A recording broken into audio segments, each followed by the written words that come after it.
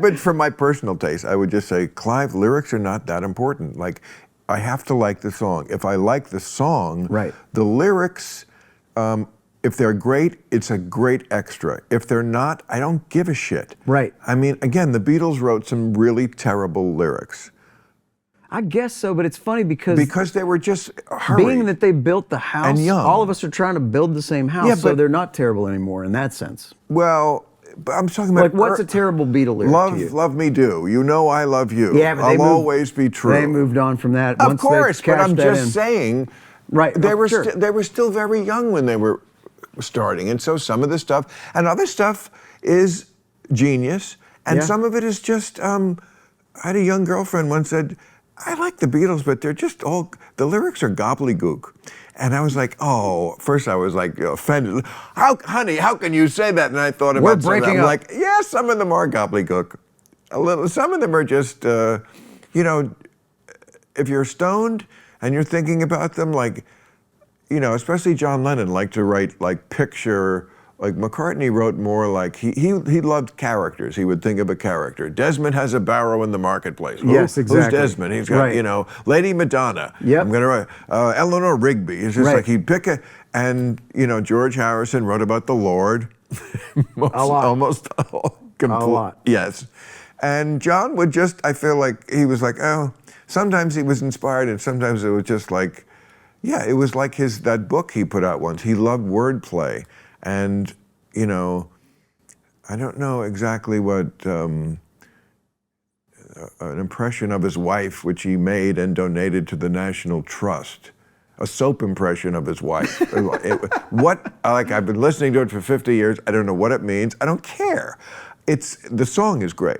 Well, and I get in my own way that way a little bit, because I'm so obsessed with the lyric being good that I think there's times when I'll agonize over the melody and trying to say exactly what I want to say with a melody that works. And what's fascinating for me is when you marry them both, and you can. Of course. And yes. That's what I'm trying to do on the latest stuff, is like make sure that that if I'm culling something out of this, that it's the right one, that it's the one that doesn't tick the box. No, it's always better when you have both. But if you don't have, you know, there are lyrics that I just don't understand. They're just sound pictures, like Crimson and Clover. Did you ever hear that one? Yeah.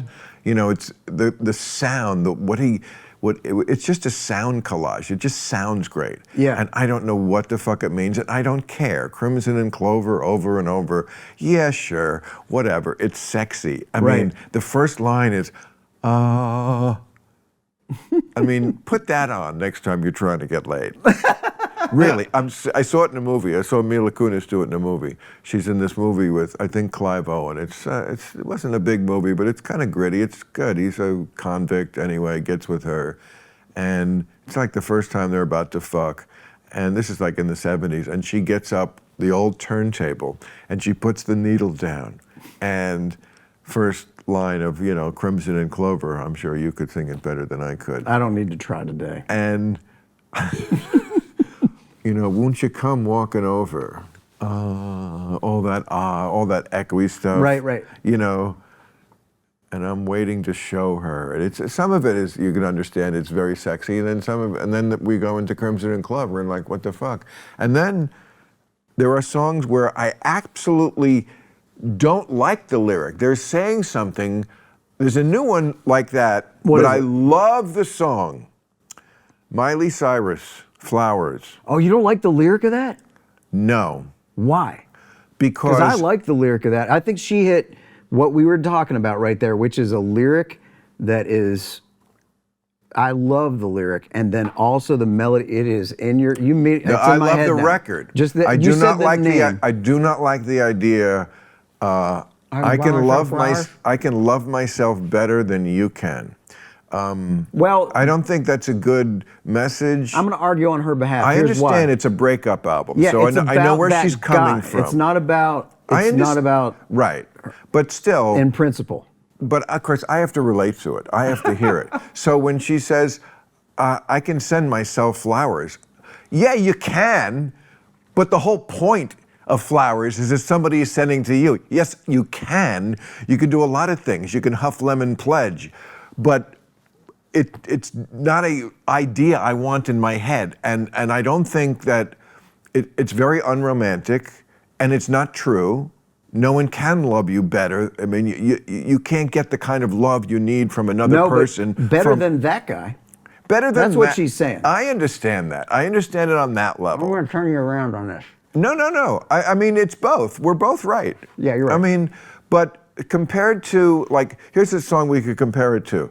Barbra Streisand and Neil Diamond had a big hit about 1980. You Don't Buy Me Flowers. Correct. You Don't Bring Me Flowers. You Don't Bring Me Flowers, that's right. Anymore. And it's a very sad, affecting song that every couple can relate to. Universally true. When you lose that thing, but she wants someone to bring her flowers, okay? And this is like, fuck off, bitch. I don't need your flowers. And it made me think of masturbation, which I am a big fan of and have been for many years. Compared to these kids today who, like, sometimes they can't. Hey, thanks for watching the clip. Hit the subscribe button now so you never miss out on our Club Random content that's posted daily.